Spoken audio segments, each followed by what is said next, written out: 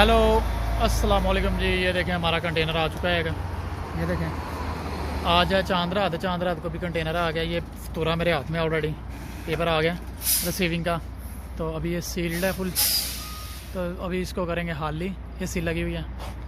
तो अभी देखते हैं इस पेपर के अंदर क्या है। जाके स्यापा चांद रात को भी कंटेनर नहीं बंद होते हम लोगों के ना। एक ये भूसरी वाली है 24 घंटे फ्री रहती है। फारिग एक नंबर की तो काम चौड़ा है। एक नंबर की काम चौड़ा रो।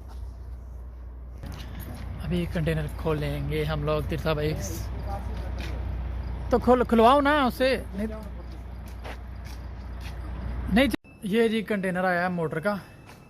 एकोवेरो ये मेड इन इटली है। ये देखें मेड इन इटली। ये वाला कंटेनर आया है। ये ठीक है कि लेकिन पायलट के ऊपर है। तो पायलट से उतारेंगे अभी। तो उतारेंगे जल्दी खाली करेंगे। फिर देखेंगे सफाई करनी है। जो भी करना है वो घर पे भाग देंगे। बस काम थोड़ा ही था आज। लेकिन छुट्टी थी। लेकिन हम लोग आज काम पे आ गए हैं। चांद रात को भी कंटेनर खाली करना पड़ रहा है जी। देख लो हजूर।